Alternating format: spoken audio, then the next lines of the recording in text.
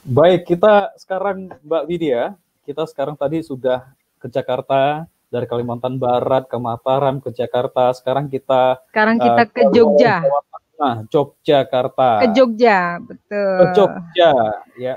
Sudah Ada bergabung Pak bersama kita ada Pak Sukamta. Sukamta. Assalamualaikum Pak Sukamta.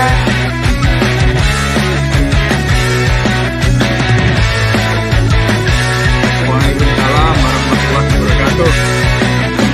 Sehat semua ya, Mbak Mas.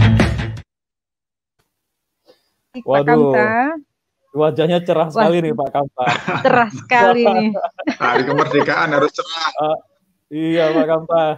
Gimana kondisi di Jogja Pak Kamta? Hari kemerdekaan meriah nggak Pak Kamta? Enggak, saya masih di Jakarta, belum jalan, baru mau jalan nunggu selesai. Habis ini langsung ke dapil. Iya, insya Allah terus ke dapil. Waduh. Kondisinya ini dalam memeriahkan kemerdekaan walaupun di Jakarta Pak Kamta. Ini ngapain aja nih Pak Kamta? Iya, kita bersyukur ya. Saya Indonesia ini sudah masuk usia ke 75 tahun. Seharusnya 75 tahun itu kalau manusia udah kakek-kakek ya, tetapi untuk perjalanan sebuah bangsa, sebuah peradaban, mungkin ini masih remaja. Jadi kita berharap semakin lama kita merdeka ini, kita semakin dekat dengan tujuan. Dulu para pendiri bangsa ini ketika berjuang melawan penjajah untuk memerdekakan bangsa Indonesia. Saya kira ini tantangan kita yang sangat luar biasa besar, apalagi kalau dilihat hari-hari ini ya, hari-hari di mana bangsa kita bersama-sama dengan bangsa-bangsa lain di seluruh dunia, kita ini sedang menghadapi tantangan pandemi. Kita berharap betul bahwa negara kita ini, para pemimpinnya mengambil keputusan dengan benar untuk kepentingan yang terbaik, kepentingan anak-anak bangsa, kepentingan bangsa Indonesia.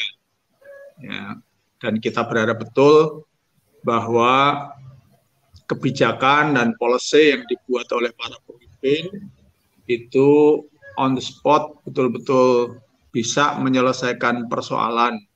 Dan persoalan kita hari ini ada dua, yaitu persoalan kesehatan dan persoalan ekonominya.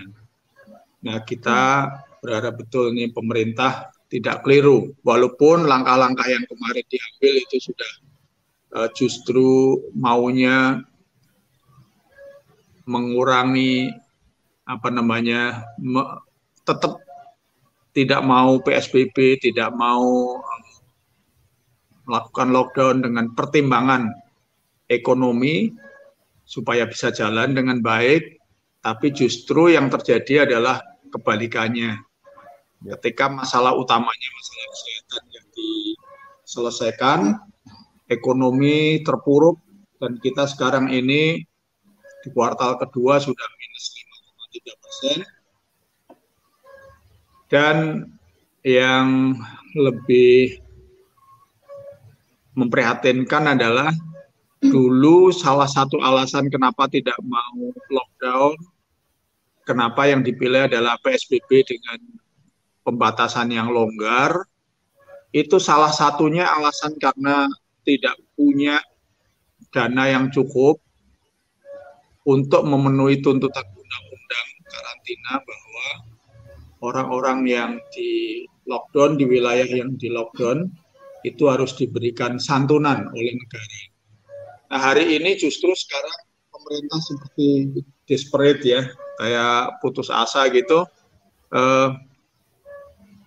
Ekonomi nggak jalan-jalan, kesehatan belum selesai, akhirnya pemerintah harus mengeluarkan uang.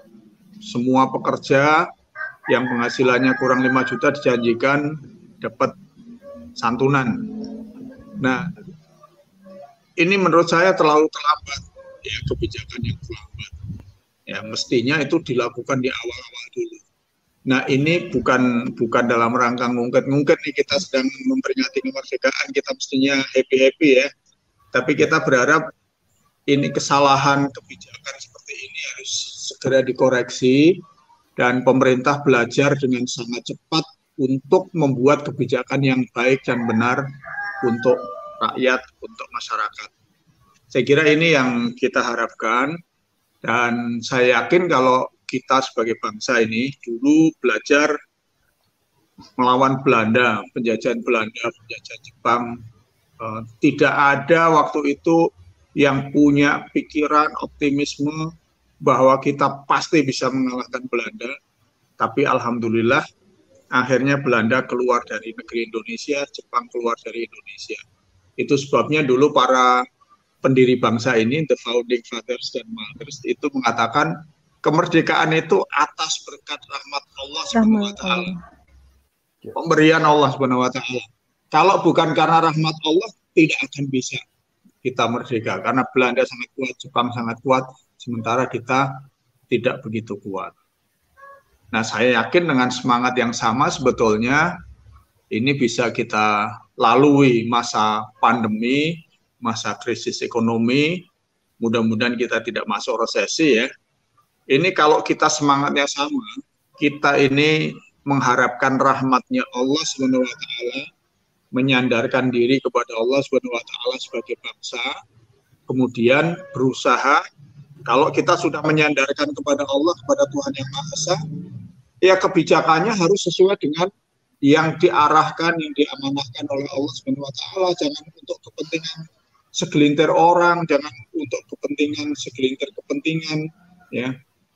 Tetapi semua kebijakan yang dibuat, mulai dari Perpu nomor 1, yang di Undang-Undang nomor 2, mulai dari Omnibus Law, mulai undang-undang yang lain yang sedang ngantri ini, itu kalau mau mengharapkan rahmatnya Allah SWT ya harus untuk kepentingan rakyat banyak, bukan untuk kepentingan pengusaha besar, bukan untuk kepentingan oligarki, bukan untuk kepentingan segolongan orang yang sedang ada di puncak kekuasaan gitu. Maka insya Allah nanti rahmatnya Allah akan turun memberikan kepada kita jalan keluar menghadapi apa yang sedang kita hadapi, tantangan pandemi, tantangan resesi ekonomi, juga tantangan demokrasi. Ya, sekarang ini ada indikasi di mana kualitas demokrasi kita makin menurun ya, dengan pemerintahan dan susunan pendukung pemerintahan yang ada sekarang ini. Jadi ini semangat kemerdekaan yang saya kira harus kita lalui terus dan harus kita juga berharap sebagaimana dulu para pendiri bangsa ini mengesampingkan semua kepentingan golongan, mengesampingkan isu-isu golongan untuk bersatu secara teguh menuju pada Indonesia merdeka. Semangat yang sama itu saya kira juga harus kita hadirkan hari ini. Ayolah kita kesampingkan kepentingan-kepentingan, isu-isu yang sifatnya golongan, sektoral, sifatnya sektarian, keagamaan, kesukuan, kepartaian, kepentingan-kepentingan kelompok-kelompok. Kita kesampingkan, kita bersatu padu melawan pandemi, melawan resesi ekonomi ini, insya Allah itu akan kita bisa selesaikan. Tapi manakala para pemimpin ini mengedepankan kepentingan kelompok, kepentingan golongan, sara nggak habis-habis diungkap-ungkap terus, nah ini akan menjadi tantangan dan hambatan yang terbesar bagi kita dan bagi pemerintah ini untuk sukses. Betul. Baik, betul-betul Pak Kamta. Baik, terima kasih Pak Kamta atas bergabungnya dalam acara ini. Nanti kita nanti kita akan ketemu lagi, dan sampai ketemu lagi nanti dengan Pak Kamta nanti di Dapil ya. Pak Kamta kalau tidak salah tadi menyampaikan bahwa Pak Kamta mau ke Dapil ini. Baik Pak Kamta, sampai ketemu lagi terus. Dan kita akan merdeka. Kita akan merdeka. Allahu Akbar. Baik, Bang Erlanda. Assalamualaikum warahmatullahi wabarakatuh. Waalaikumsalam warahmatullahi wabarakatuh.